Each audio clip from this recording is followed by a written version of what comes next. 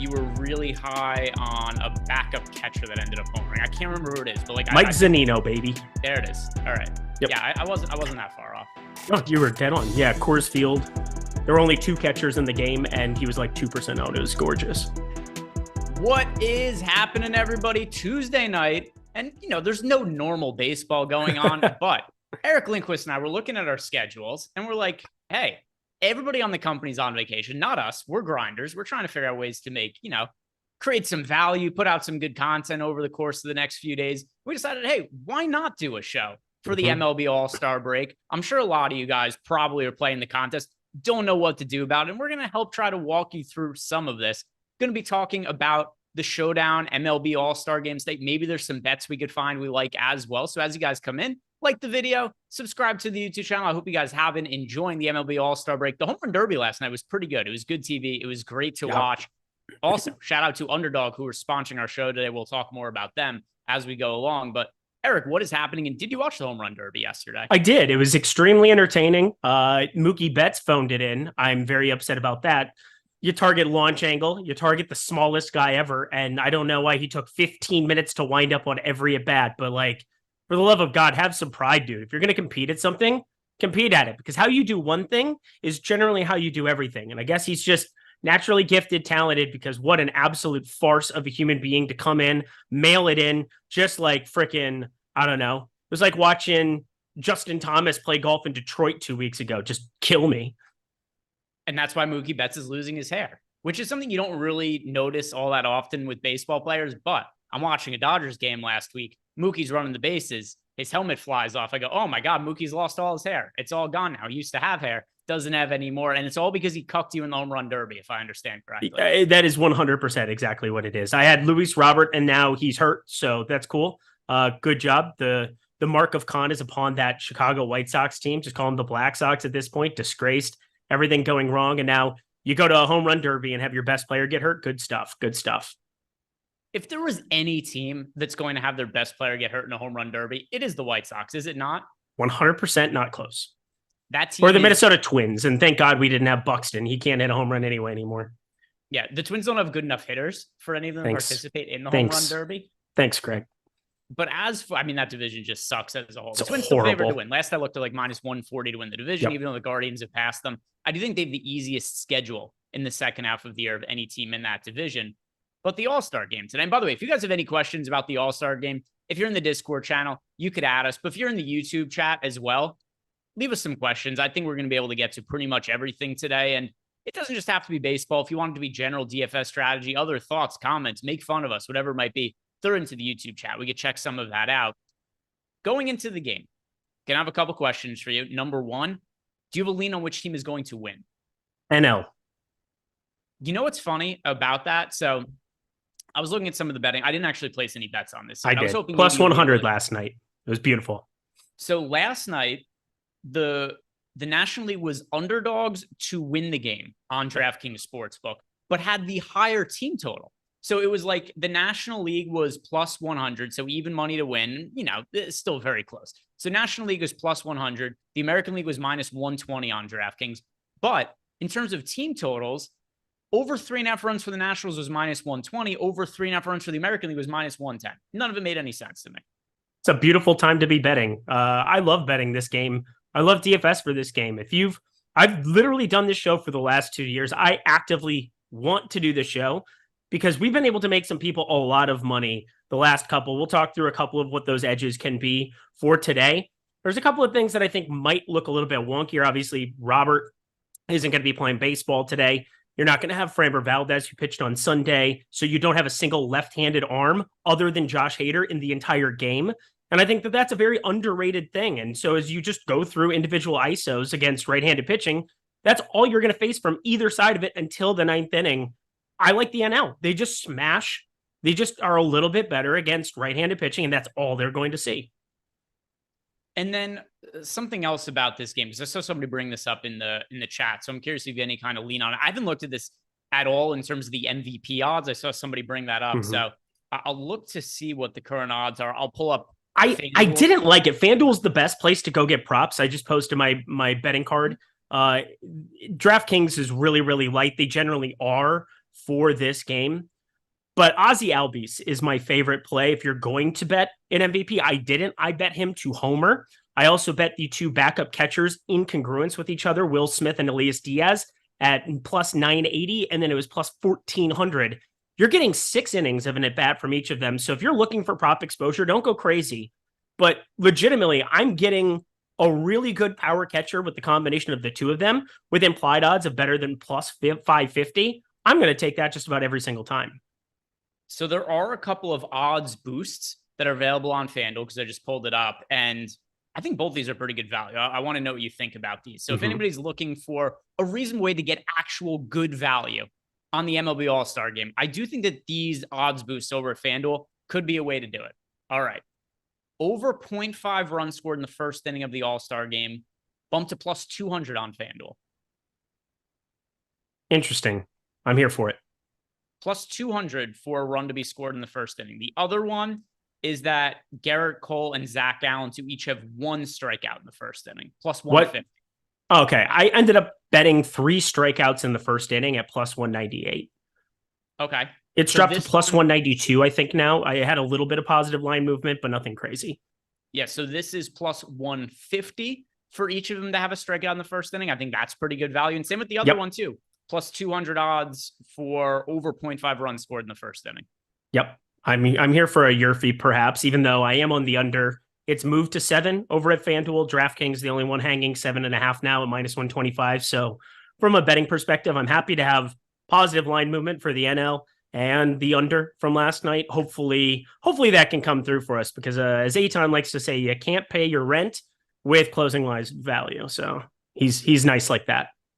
But as Eitan will also teach you, you can't pay your rent with losing betting tickets. Fact. Yeah. It's a fact. And hey, by the way, Eitan has had some massive parlay hits this year.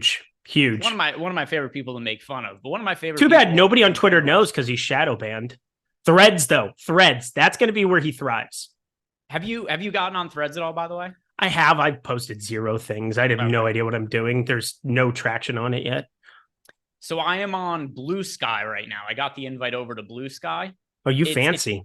It's made by Jack, the guy who used to own Twitter, sold it to Elon. I don't know how this is legally allowed, but he basically just copied and pasted and made literally the exact same as the original Twitter is what Blue Sky is. So it's actually really cool. I like it a lot. The problem is it is no utility for us as content creators. None. Because it's only available by invite. So there's I don't know, a few thousand people using the app. I don't know the exact number. It's 30,000 or something like that. And it's only people, generally it's writers and then a lot of people who cover basketball that just invited other writers. So it's totally worthless to me from a promotional standpoint.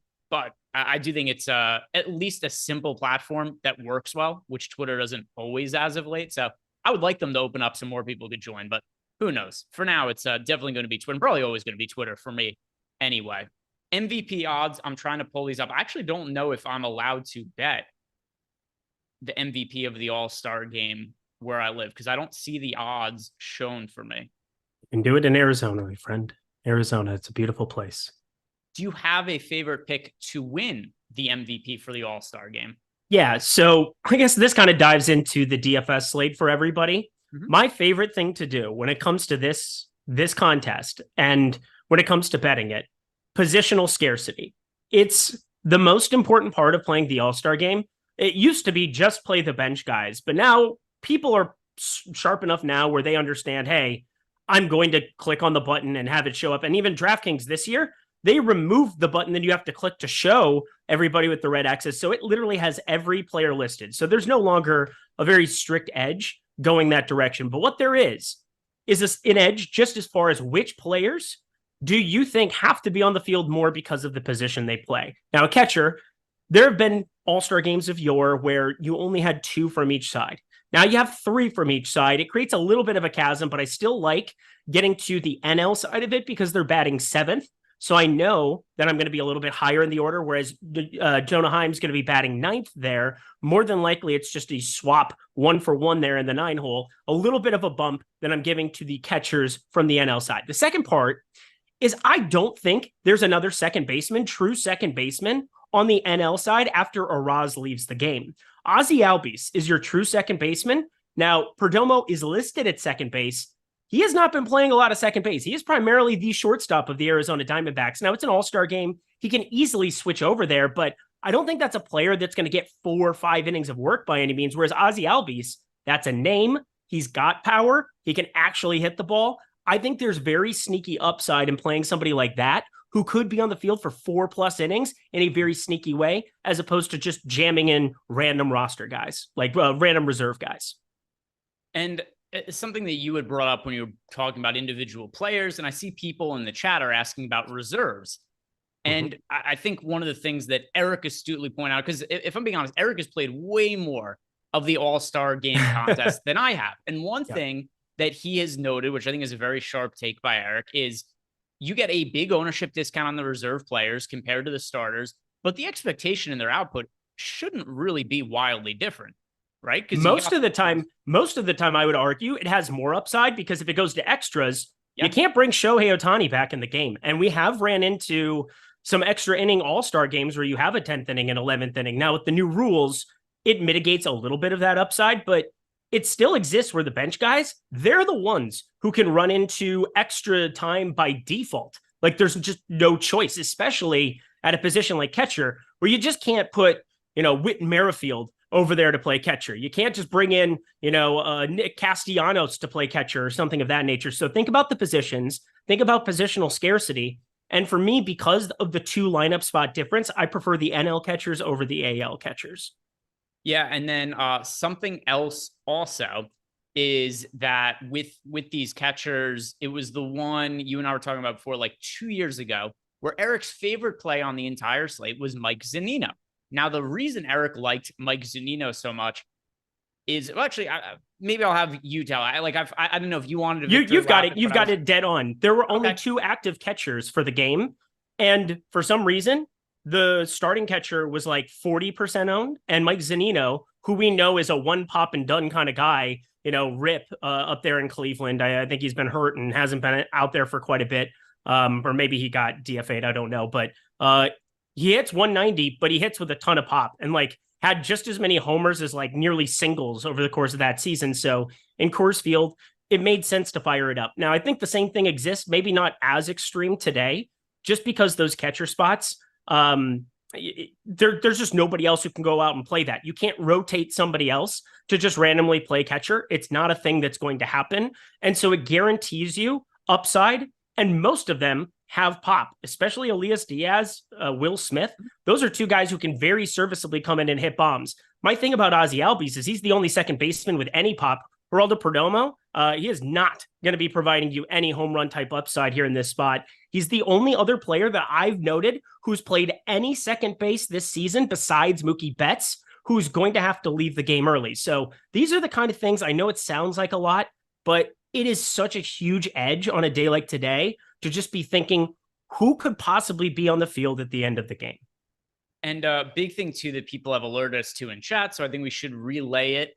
So thank you to Chuck Deuces 911 for pointing this out, that no fantasy points will be awarded after the 9th inning in today's game on DraftKings. So new format of the All-Star game. If it is tied, they do not go to extra innings. They go to a home run derby off. That's right. So, that's right. And those home runs hit the home run. By the way, this would have been the biggest slate breaking situation ever, is if you just play the reserves, you hope for a tie, and then you get just a home run derby where guys just end up going bonkers, hitting home runs.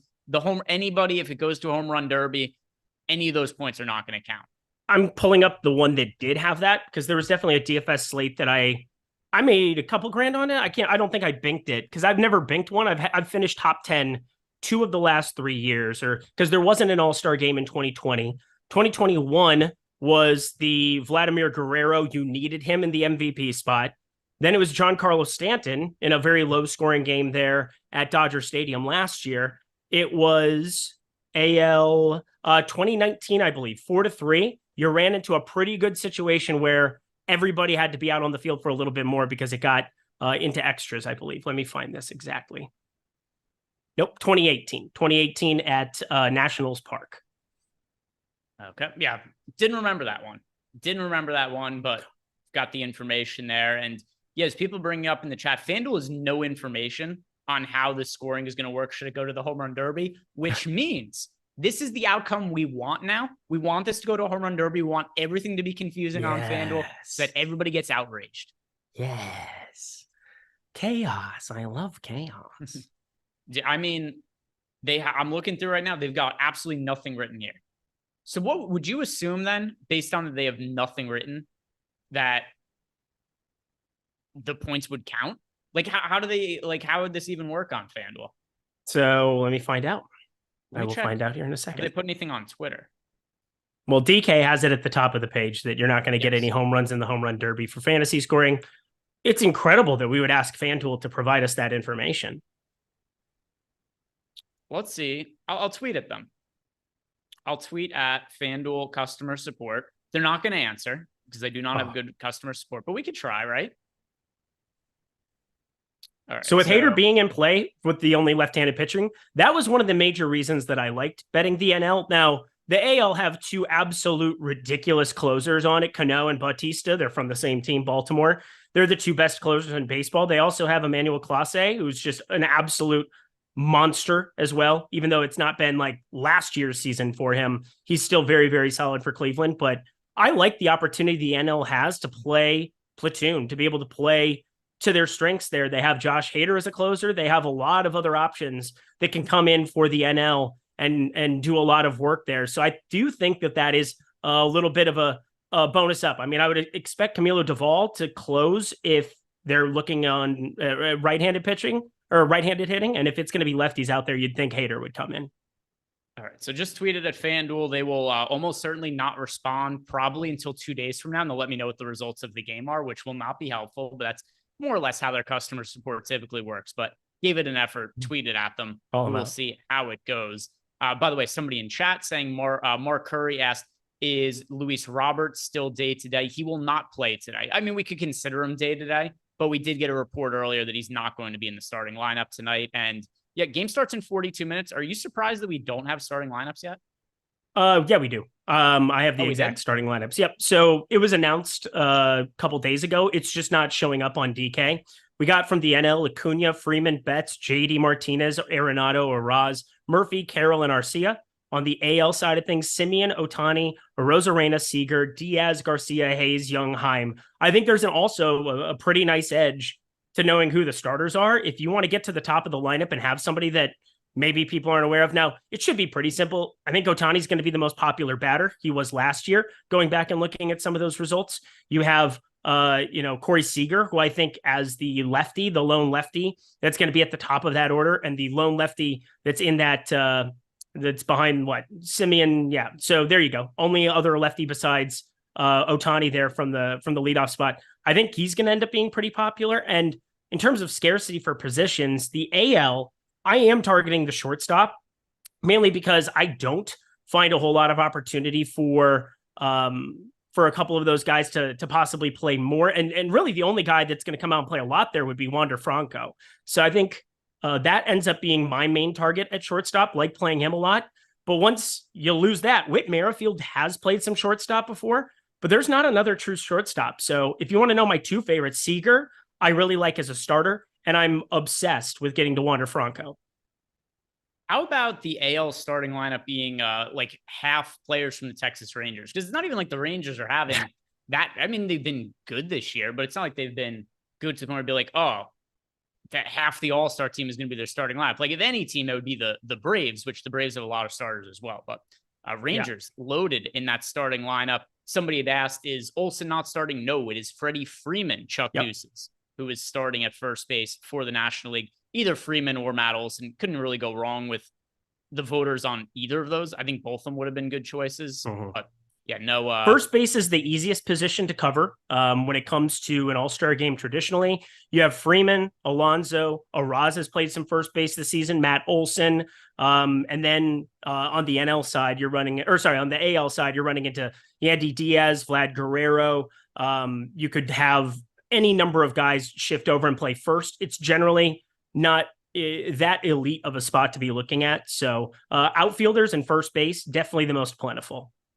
And chat also bring up that Bo Bichette, also somebody in the There you go. Good call. Good call. Could play shortstop. Yep. Let's talk about some of the pitchers. And, pitching is a little bit hard to figure out. We know who the starters are. We know that Zach Gallen. We know it's Garrett Cole.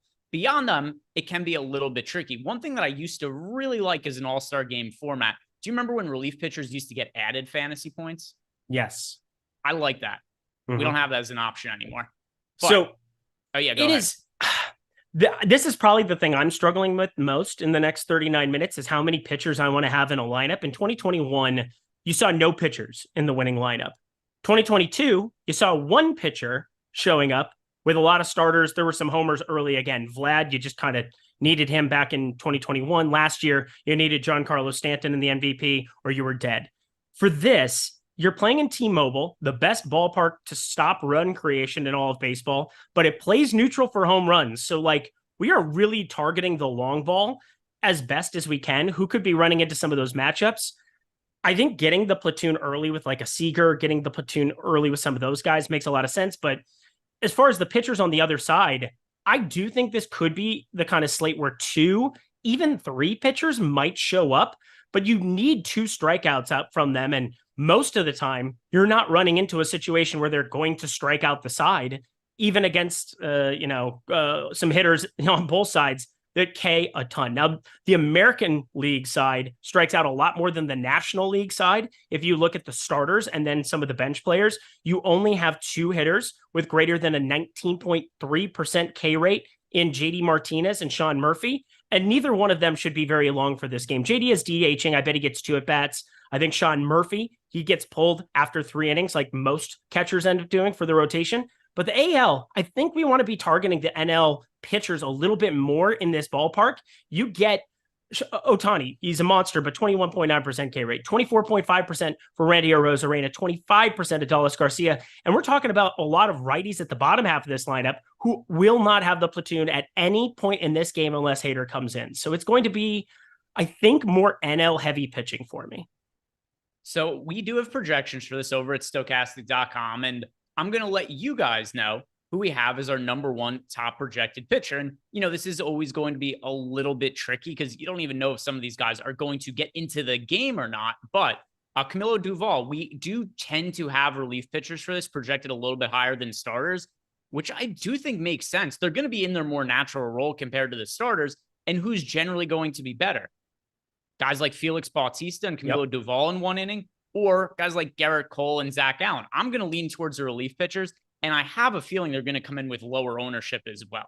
Yep, I'm 100% on board with that. Again, I have a lot of Josh Hader, and I have a lot of Duvall. Those are 2 guys that I just think it's pretty clear-cut. If you get to that 8th inning and it's close, those are your 2 guys. They're the best closers in the NL, period. I guess you could make a case for getting to David Bednar, but he's on the weaker team, I suppose, and he's just ridiculous too. 1.27 ERA for the season. So I'm trying to rotate primarily with Duvall and Hader. They're the kind of guys I could see going out and just mowing down a side. The other thing that I never, ever, ever do in this format is play a pitcher in the MVP spot. It's such a dead, difficult thing to be able to pull off. And unless they go 2 innings, you have no chance. And it's so unlikely. It rarely happens.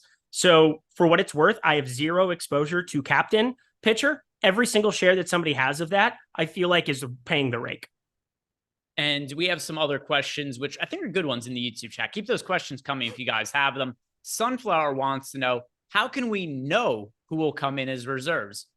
We don't know for 100% sure. There's people we have really strong inclinations that are going to come in. And like Eric was talking about before, and what led him to Mike Zunino a couple of years ago hitting a home run, is that catcher is just a thinner position than other spots. Anybody, not anybody, but a lot of guys could play right field, right? A lot of guys could play first base. A lot of guys anybody could DH actually. Yep. Not anybody could catch though. So you can make educated guesses on who is going to come in at reserve, but to say 100% sure, we don't really know, especially with some of the pitchers. We don't know what some of the middle of the relief innings are going to look like. The end of the game, we have good guesses. Like Eric said, Duvall, Josh Hader, it stands to reason those guys are going to come in. Could I tell you with a straight face, I 100% know they're going to come in? I don't.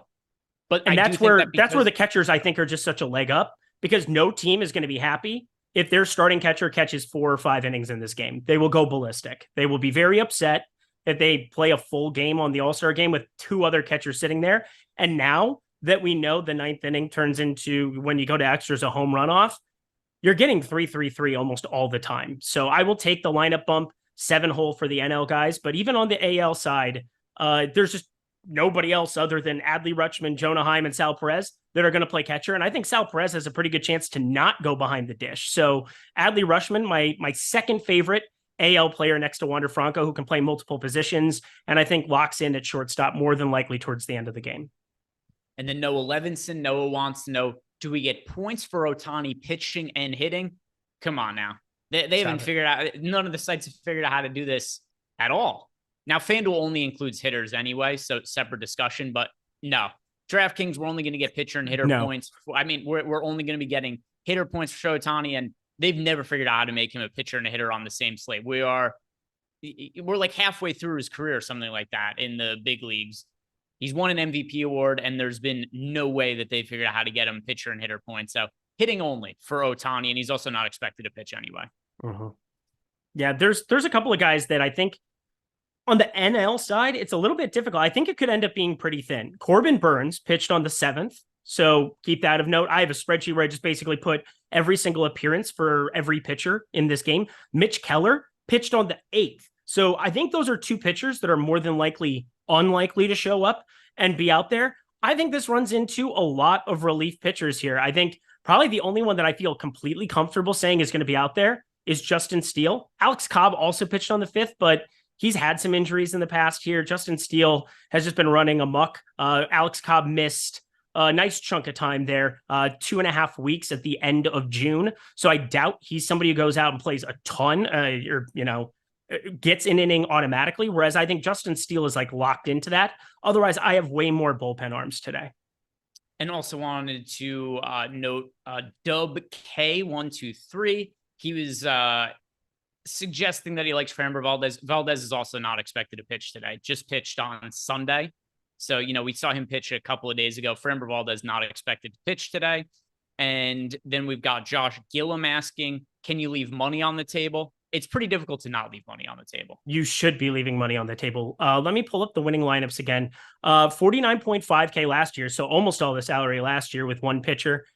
46.4K in 2021. That was the year that I just had 100% Elias Diaz. And there's Mike Zunino. That was a lot of fun. By the way, it does look like we could be getting a decent amount of overlay here. So Huge. If we're looking at the contests right now, the showdown, the $15 main slate on DraftKings, that is filled so far 11,737 spots out of 19,000. The Mega Mini Max is only filled 22,000 of 39,000 spots. So a lot of these contests look like you're going to overlay pretty heavily on DraftKings. FanDuel, less so. FanDuel, also a lot of it's because FanDuel has posted way smaller contests. But the main flagship contest on FanDuel is the $9, which has 13,000 entries. That has filled 10,000 of them so far. So could be slight overlay there. But it looks like where the main spot we're going to be getting overlay is over on DraftKings. And I want to ask you now also, if anybody's using Fantasy Cruncher and our projections to create their lineups, are there any kind of rules that you're setting or anything like that within Fantasy Cruncher to correlate your players in any sort of way?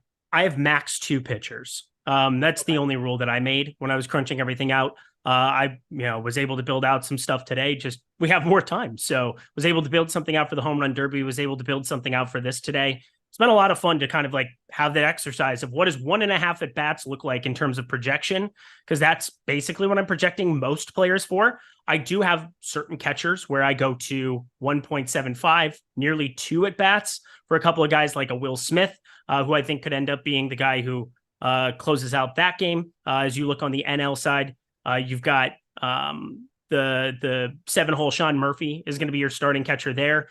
He's been DHing so much. You could see him get pulled in 2 innings. Like there's a legitimate chance he plays 1 inning, hits 1 time and gets out of there. So I am very, very high on those catchers, but for the most part, 1.5 at bats is kind of the standard rub for me. And is there anybody else you are looking at that's in this game that you don't expect to come in and therefore people should just avoid them? So Framber Valdez, I do not expect to pitch at all. 0%. He pitched on Sunday. it would be wild if a starting pitcher, like a starting lefty, came in and showed up in any capacity. So I'm using purely right-handed splits for every single NL batter. I'm just purely putting them in. They don't have another lefty anywhere. Justin Steele, the only other lefty that isn't a, so you have him as a starter. You get Josh Hader at the end of the game from the left side. So there's a couple of matchups that they can play against lefties, but for the most part, I'm very, very heavily using righty splits. Okay, makes sense. And by the way, the other thing too, just to reiterate to everybody, Luis Robert got hurt in the home run derby last night. Most likely is not going to be playing today. The reports are that he is not going to be out there. So that is something to take note of. And I am actually going to go ahead because of all the overlay we're getting. I'm just going to build 150 lineups right now in Fantasy Crunch, Eric. And I'm going to do the same thing as you. I'm going to go ahead and I'm going to set that rule that we get no more than 2 pitchers in any of my lineups. So just going to go ahead. I'm just going to tail Eric on this one. It's hard to get 6 players that are all going to get a hit.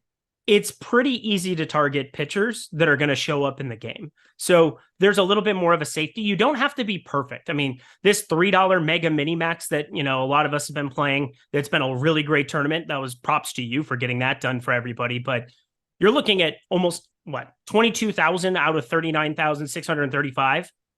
I just think you're getting some kind of security in this kind of ballpark by having a pitcher in most of your lineups. But I don't completely hate the idea of having only batters, trying to find, maybe 2 home runs, because 14 points or 16 points from one at bat from one of those guys, that covers 3 to 5 pitchers having nearly perfect innings. So think about that. It's such a hard gap to make up for. So I'm far more batter heavy. Yeah, and I'm going to go ahead also and remove any pitchers from the captain that you mentioned. Because I agree, 0%. I want 0%. Yep. If you get any hitter at all homers in this game, the pitchers are all dead for captain. Correct. Every pitcher, and there's in all likelihood going to be at least one.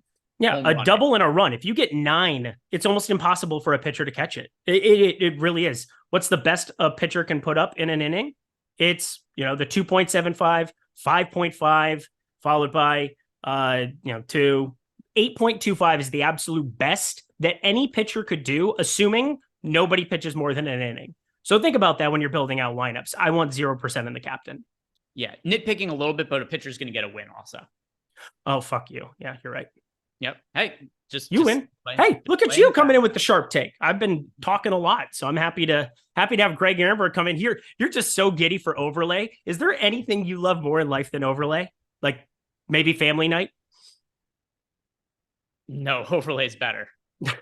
There are very few things better than overlay. Like some people would say sex. Not if you've been to tournament with overlay. It's actually the worst aspect of overlay when you end up playing a weird DFS sport you know nothing about because there's overlay and you lose like all your entry fees. It's not ideal. It's not the best. It's not my favorite thing to do. Let's see what else we have as far as questions go in the YouTube chat. We do have other people mentioning the win there. And then somebody else is asking, is there a greater than 50% chance that Matt Olson gets an at bat? I would say yes. Like 100%. He's one of the guys I'd put in the 100% category. It's all righty pitching. He's the best lefty power bat that exists on that NL side. I would be shocked if he didn't show up in at least a high leverage spot for one at bat. So I think that's like his floor. His ceiling is probably 2 at bats. Doubtful for 3. I don't have anybody projected over 2 at bats. That would be a little bit crazy to me. Although I think there is a chance somebody does. It's just so hard for me to pinpoint who it is. So from a projection standpoint, I'm not putting in a ton of randomness. I'm kind of like building it out for 1.5, 1.75 at bats for every single player in this game. And then I'm boosting a little bit on the catchers, just giving them the thumbs up and getting more of them. Yep. Running some lineups right now. And in the interim, I love this question because of the sponsor of the show today. This makes my job very easy. Derek Page said, MLB Underdog props, please. Yes, so we can go ahead and talk about some Underdog. They are the sponsor of our show today. If you guys have not signed up at Underdog, use the link below in the description box. That is going to get up to a $100 bonus on your first deposit. Something else of note as well. Are you doing any of these best ball drafts for baseball in the second half of the season because I was not going to. And then I saw how much overlay there is. And, just talking about how much I like overlay. That contest looks like is going to massively overlay the MLB best ball contest on Underdog. I am very in for it. Yes, I will be building for that. I'm also going to be doing some NFL best ball content the next couple of days. I don't want to just sit at home, twiddle my thumbs. I want to be able to make some content, put some good stuff out there for the people. Going to do some form of Lindy's best ball for beginners, try to help people out who have never played, who are diving in. And, for me, I don't have a ton of time with MLB coming off of NBA, coming off of, doing a video every single night on top of so many other things. But I love best ball. I absolutely love it. And I think Underdog is by far the best site to utilize it. So I will be building MLB stuff for it. I will be doing NFL drafts as well. So be on the lookout for that. Cool. Definitely looking forward to that. And I've been doing a bunch of best ball drafts this year as well. I've never really done them for football before. And I've been doing them on DraftKings in my spare time, especially when I'm making my shits. I sit on the toilet, I do a best ball draft, and we just sit there. We draft the team out. So I'm almost up to 100 best ball drafts over on DraftKings, trying to match out the contest there. So yeah, been enjoying that. And we do have projections for best ball over at Stochastic.com. So you could use those in conjunction with signing up over to Underdog, using that link we have below, $100 bonus, and get access to all of that overlay that it looks like it's going to be there for these MLB best ball contests. As far as props go on Underdog, have you looked at any of them yet, Eric? If not, we could look at them together right now. Yeah, I've looked at a bunch of them today. There's some fun ones. You have stuff like Zach Gallen, 96 fastest pitch mile per hour that you're looking at for him. There's certain things like that I've done some research on that, again, Zach Gallen, that's going to be kind of a dicey one. Now, you're going to have these starters who can come in and flamethrow a little bit. His average fastball velocity sits just around 94 miles per hour. But with one inning to go out and just throw it, I think you're going to have to just, like, in the back of your brain say there has to be a mile per hour to tick up, but I don't think it's worth it trying to guess in that kind of a capacity. The one that I do think I'm a fan of, Camilo Doval, 101.3 fastest pitch. If he is in the game, that ball is going to get thrown a lot faster than 101. Like, you can mark my words on that. So Camilo Doval from San Francisco, probably my favorite of the fastest pitch props. Okay. Yeah, that was something that I know definitely wouldn't have caught my eye immediately. I wouldn't have immediately gone and looked at which pitchers are going to throw the fastest. But no, that does make sense. One thing that FanDuel was doing for a little bit is they had boost offerings where it was like, how hard will this pitcher's first pitch of the game be? And it only let you take the over side. You couldn't take the under on it, which is always something that gives you a little bit of cause for concern when you're seeing markets like that where you can only bet one side of it. But they would always do, it was like, hey, 98 miles per hour, will this pitcher be over under that for like Shohei Ohtani's first pitch? And the problem you run into is, well, if they don't throw a fastball, you're dead. This is a great question. I think that somebody asked this last year because I had to kind of change exactly what I was talking about. Colin McCourt, anything for cash game lads? Yes. Play starters. Play starters. It's the exact opposite of building tournament lineups for this setting. You're getting guaranteed at bats. You can't do that with other pieces. And so I think your best opportunity is getting to Shohei Ohtani more than likely, who's $200 off of Acuna, playing Seager, playing Betts, playing all these guys that have the stolen base upside, that have power upside. Freddie Freeman probably gets 2 at bats. I think lefty power, it hasn't been so this season. I think we talked enough about that for the home run derby yesterday, but power generally over the course of the last 3-year sample size has played slightly up for left-handed hitting. So I would be playing left-handed starters like Seager. I would be getting to the stolen base upside and the guaranteed 1 at bat. It'd be weird to me to not see Ohtani and Acuna get 2 at bats. So I would be doing the exact opposite of what I'm doing for tournaments in cash games. Cool. And then something else of note as well is we should talk about captains and how we want to approach which captains we like the most. Oh, Chuck Deuces, by the way, said FanDuel support told me the stats only during the game will count, which means during the 9 innings. And then they also said that, so I assume this means if it goes to a home run derby, those stats will not count. That is per Chuck Deuces there. And Chuck's in the chat a lot. I'm going to take his word as him being correct. I think he's an honest broker. Now, will FanDuel fuck their shit up? And does it go to a home run derby and the stats count? More Absolutely than possibility. Likely. Because that is something that FanDuel has done on more than one occasion, screwed some stuff up.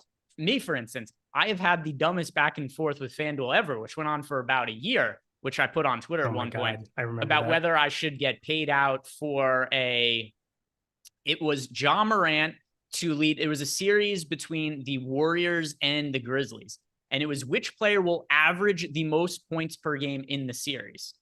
I had Ja Morant. Ja Morant averaged the most points per game in the series.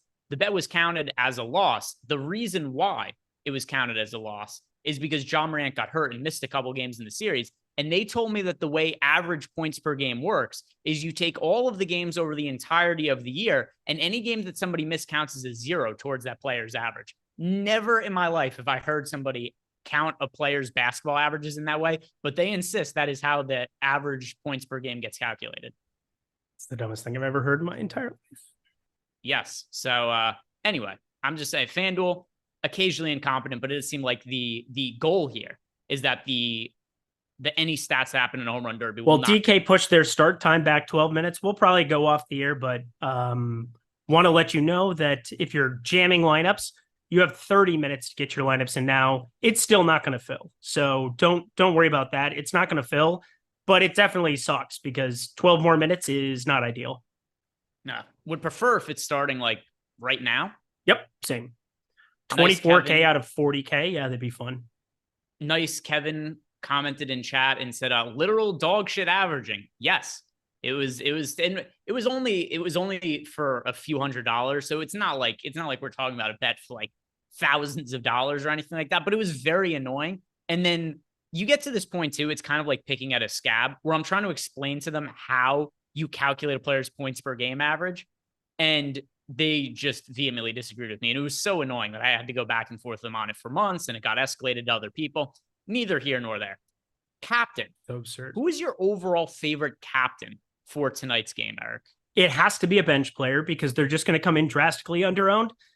It's going to be Ozzy Albies from the NL side and probably Adley Rutschman from the AL side, because Adley, we saw him yesterday. Dude does the coolest thing ever. Goes to both sides of the plate. Just absolute flex. But that's an amazing utility to have, just to be able to go and play from the left side. Brought it up before, the NL, the only ones who could potentially bring somebody in a Josh Hader from the left side, Justin Steele from the left side. And so just having that extra utility where he can be a switch hitter and he's a catcher and he could close out the game and he's not starting and he'll be underowned. Those all have to come together to look really, really good for me. Will Smith as well, another huge one that I have a ton of. Yeah. Hey, I mean, it's in line with what happened a couple of years ago, which you and I have already talked about, is look at some of these backup catchers. And then also you have to think of like a player like Salvador Perez, who's older, like, is he somebody who they really want to grind into the ground and catch a lot of innings for the AL? Most likely not. So certainly makes sense. And is that something you'll ever consider also, is that maybe a little bit more favor towards young players over veterans in these kind of scenarios? Yeah, I used to, but now you're seeing like legacy at bats. My mind always goes to Cal Ripken Jr., where it's like the dude plays like the entire game, something of that nature. DFS wasn't a thing, so didn't have to worry about it from that capacity. But there's always kind of outliers. There's going to be things that happen that are unpredictable from today, things that I get wrong, that you get wrong. But overall, it's impossible for a pitcher to catch nine innings. It's impossible for a pitcher to pitch more than 3 innings. Like, just flat out will not in a million years happen. So those two rules alone kind of gear you towards what you should be doing with your builds. Think about the upside of a pitcher as well. Like, there's just no capacity that they're going to have to pitch more than an inning. So knowing that, build your lineups accordingly. Do you know who is an all-star this year that I might about to bring up or just bring to your attention? Who is somebody you have a history with that has made the all-star game that I might want to bring up? Let me find out. Well, Kadai Senga. Let's see. Who do you want to troll me with? Like, extreme troll? Do I need a clue? What do I need?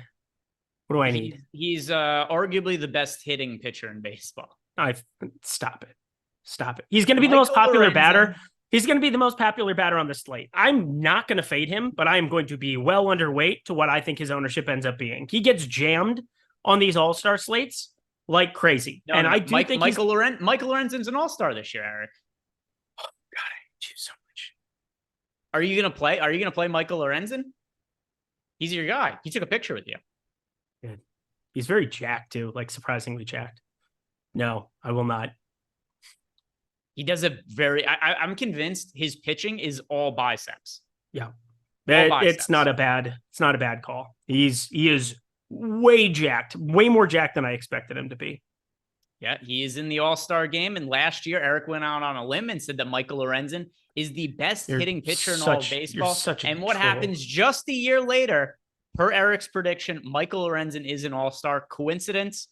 Most likely. It's because he's on an absolute dog shit team and every team has to have an All-Star representative. And they were like, hey, why not this guy who once got mentioned on a DFS show as being the best hitting pitcher of all time? Well, we'll see him and Josiah Gray share an inning. That'll be fun. That'll be really enjoyable. Do you think somebody watched our show, got confused, and that contributed to him becoming an all-star?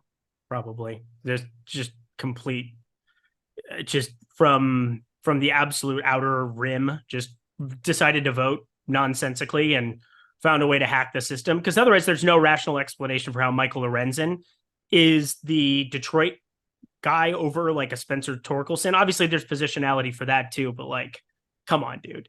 Come on. Do I really want to respond to this? What's happening? All right. So Brandon Katz is in chat. Dumb take by Greg. Always read the rules before making specific bets. Morant got hurt. It's not FanDuel's fault. You were too lazy to read the rules. There were no rules. They just claimed they added them after the fact. They just claimed after the fact that points per game is calculated by during the regular season. If somebody misses 40 games, they count 0 points per game for all of those games. It's not in the rules. And you didn't have to mute him for that. You didn't have to time him out for that. It was no. I did. He's a fucking troll. Stop it. No, I'm doing this show out of the goodness of my heart, trying to give people the information, trying to help them be profitable. We had somebody win the 50K 2 years ago. We had last year a lot of lineups at the top based on the same idea. Hopefully it works out again this year. I can't guarantee anything, but I think our lineups are going to look better than other people's lineups. So why not us, fam? Why not us? So him distracting away from that. Not my favorite move, Brandon Katz. So something else that I think we should talk about here. Are there any players you don't like? Anybody in this game you think the field might be getting to that you are going to be on the other side and be like, yeah, I'm going to fade that player or at least come in underweight to the field on them? Yeah, there's a couple. Lourdes Gurriel is somebody that I think still has pop. So I'm not going to say he just feels like a random ad. Not somebody who's necessarily going to show up. We have Orlando Arcia, who's batting 9th. It's hard to imagine he plays 3 or 4 innings. And if these innings are shortened up, I want no Orlando Arcia. He's a starter. People will still click on him. They'll, won't do their due diligence in that regard. So I'm not a big fan of him. And then the other one, let me find him. Geraldo Perdomo. I brought him up multiple times. I know he can play multiple positions, but he's still got to be like remotely good at hitting. He's probably the most tilting of anybody in this all-star game from like a how are you there perspective. I know he's got stolen base upside. Are they going to go out and send him running in this game? He's got a 19.6% hard hit percentage, a 282 xWOBA, in a game with so much power. Why would you play Geraldo Perdomo? Now, if he hits a home run, I swear to God, I will never, ever, ever do another baseball show. But Geraldo Perdomo, my God, how could you possibly put him in an MVP spot in any way, shape, or form? All right, let's take notes on that. I don't believe that Eric is telling the truth here. Perdomo homers and you're never going to do a show again? Yes, I will retire. I will retire. We shall see. I've got some lineups, but let's do an overlay check. We'll see what we're doing on overlay right now. DraftKings, the $15. The $15 looks like it actually might come somewhat close to filling. I ended up withdrawing out of that, and I'm just playing the $3 now. Yeah, $3 is definitely not going to fill over on DraftKings. FanDuel, on the other hand, it looks like there's going to be, let's see. Yeah, like that $9 isn't going to fill entirely, but not as much overlay on FanDuel as there is on DraftKings. So if you guys are playing the All-Star Game contest and you're trying to figure out, do I want to play on FanDuel or DraftKings? Play DraftKings and play the stuff that looks like it's going to overlay. There is inherently a lot of randomness and variance to this. The best way you're going to get value, even more so than any of Eric's advice, which admittedly is much better than anything I have to bring to you guys to the table today. Eric's doing a lot of the heavy lifting on this one. Eric, the man for All-Star Game stuff. Stop it. The best information either of us could give you, though, is to go play on DraftKings if you're playing on one of these sites. Fact. Go follow the overlay every single time. And again, it's it's already such a high variance spot, but like we've given you the framework. I don't want more than 2 pitchers. I don't want a single one in the captain spot. If you avoid those 2 things, not only is there overlay, but there's going to be 5, 10% of lineups that do stuff like that. I don't think they have the upside to win. And so it's just such a silly thing. Now, maybe this game ends up being 1-0, and then I have to eat my words with that, but there's too much power, too many guys that are out there with pop. I would be very hard pressed to imagine that we don't get a home run, and that's 21 points up in the MVP spot. So I am pretty firm on playing a batter no matter what up there. Did you set any kind of rules to limit the amount of exposures you get to individual hitters? Because I know for me right now, as I'm building out lineups, one thing that I am doing is I'm setting exposure caps that I'm pretty spread out, because I don't want to just run lineups and get to like my initial run I got to is like 55% of ones. I don't want to have 55% of any one hitter. Did you set any sort of caps? I right now have it at 30%, by the way. Yeah, honestly, I think that that's a fine way to do it. Just really spread it out. No question about it. The top of these starting lineups are going to be the ones by far the highest owned. So I would be capping all of them before I capped any of the reserves. I would be fine letting it roll because you get cheaper salaries. You're running into lower ownership. You're getting all the benefits by playing these secondary pieces that aren't starting. And so I would not set anything crazy there. I think my highest owned batter is, find it here.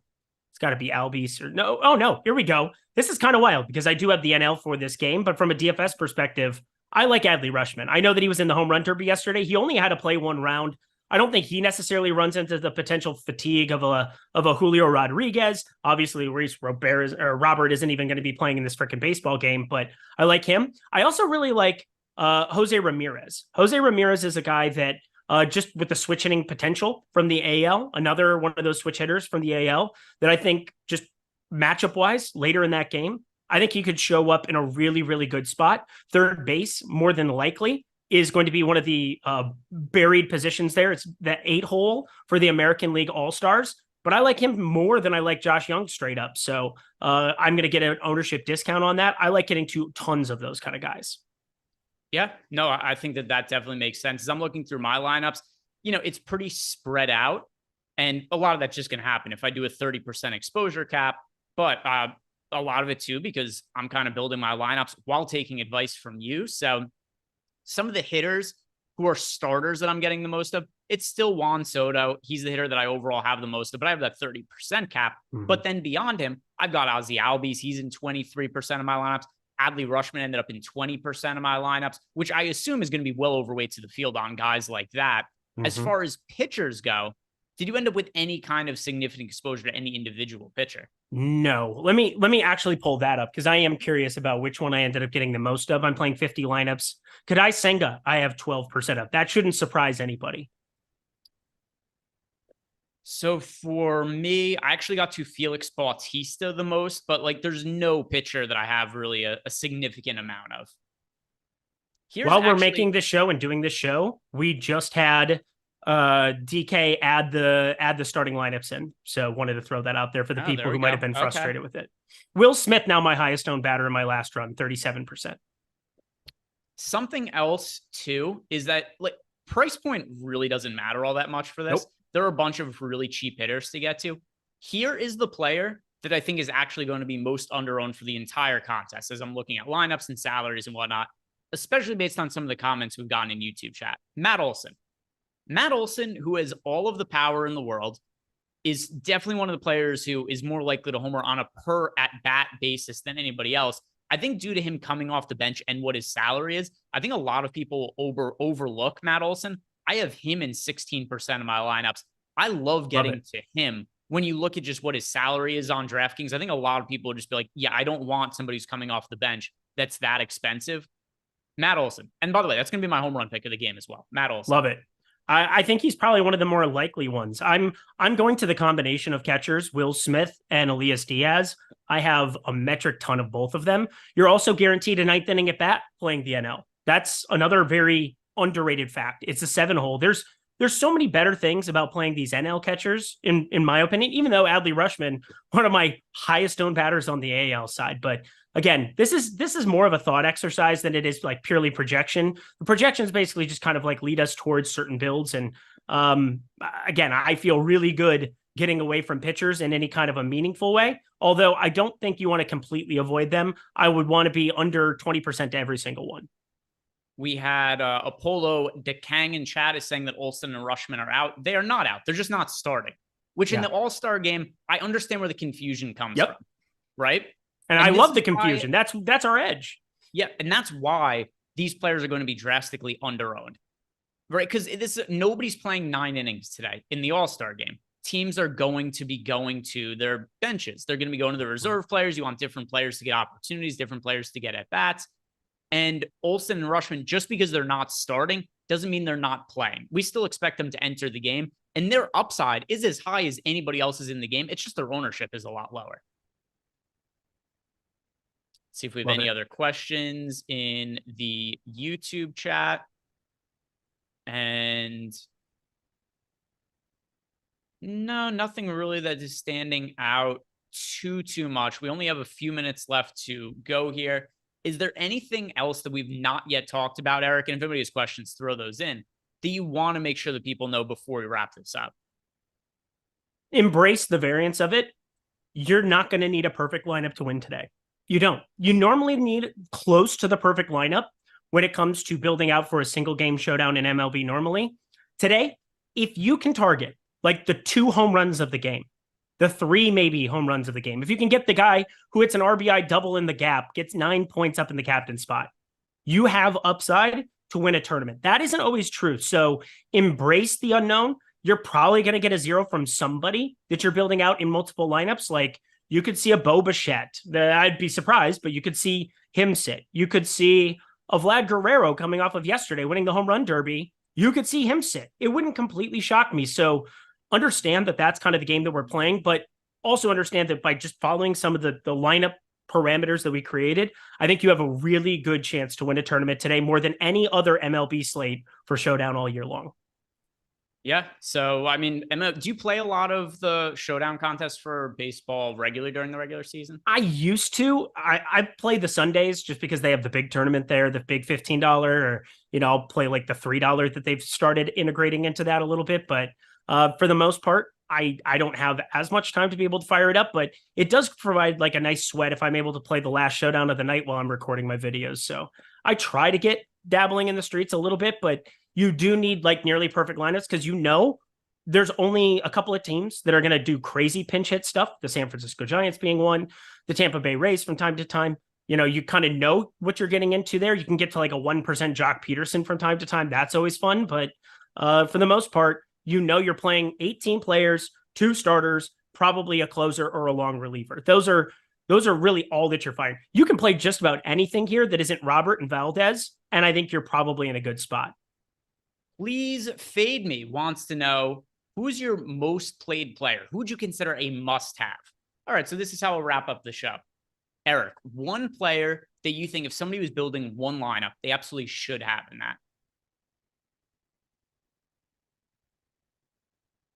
Will Smith. I'm going to go with Matt Olson.